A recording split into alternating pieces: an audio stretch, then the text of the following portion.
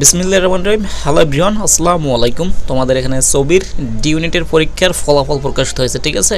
এখন সবথেকে বেশি যে প্রশ্নটা আস্ক করো সেটা হচ্ছে ফলাফল পরবর্তী করণীয় কী, বা এখানে সাবজেক্ট চয়েস কী শুরু হবে, বা এখানে কোন পজিশন থেকে কোন সাবজেক্টগুলো ইত্যাদি বিষয়ে একটু বলার ট্রাই করি। শোনো, তো এখন যেহেতু ঈদ চলে আসছে, তো তোমাদের সাবজেক্ট চয়েস বা পরবর্তী ভর্তি কার্যক্রম এখন আর শুরু হচ্ছে না, এটা শিওর আর কি, বুঝতে পারছো। দেন কখন শুরু হবে, এটা হচ্ছে তোমাদের ঈদের পরবর্তী, এখানে মেবি 10 তারিখের পরবর্তীতে তোমাদের সাবজেক্ট চয়েস শুরু হতে পারে। ইট ইজ নট শিওর, তবে এটা পসিবিলিটি আছে 10 তারিখের পরে সাবজেক্ট চয়েস শুরু হবে।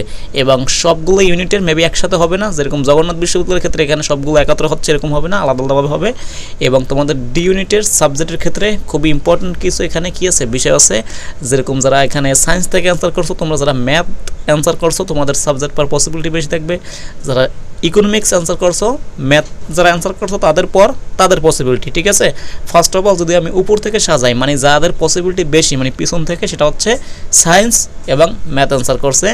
সেকেন্ড হচ্ছে কমার্স, হ্যাঁ বুঝতে পারছো। এবং যারা ইকোনমিক্স অ্যান্সার করছো, তাদের ইকোনমিক্স পাওয়ার পসিবিলিটি থাকবে, যদি এখানে শুরুর দিকে থাকতে পারে। এবং যারা আর্টস থেকে জিকে অ্যান্সার করছো, তোমাদের এখানে সাবজেক্ট পাওয়ার পসিবিলিটি কম, ওয়েটিং লিস্ট থেকে। এটাই বাস্তবতা, বুঝতে পারছো, এটা মেনে নিতে হবে তোমাকে।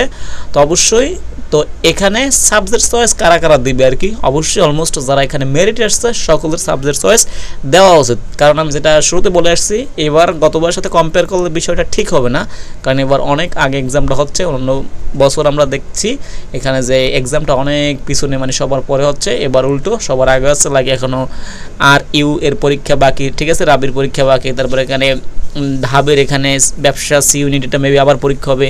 জগন্নাথের রেজাল্ট পাবলিশ করলো, এখানে জিএসটিতে অনেকগুলো ইউনিভার্সিটি আছে, সেই বিষয়গুলো বিবেচনা করে এখন তুমি সাবজেক্ট চয়েস দিবা। এবং এই সাবজেক্ট চয়েস অবশ্যই দিবা, এখানে যার মেরিট আসছে সবাই দিবা।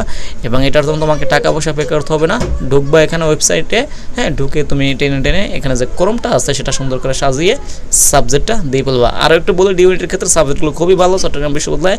এখানে সামাজিক বিজ্ঞান অনুষদ, এখানে কোনো সাবজেক্টে মেবি জট নাই, খুবই ভালোগুলো সাবজেক্ট এখানে আছে। ল, তারপরে ইকোনমিক্স, এখানে বিবিএর অনেকগুলো সাবজেক্ট আছে। এই বিষয়গুলোই আর কি, এগুলো ফলো করে ফোকাস করো এবং সাথে থাকো, আপডেট পাবে। Thank you all.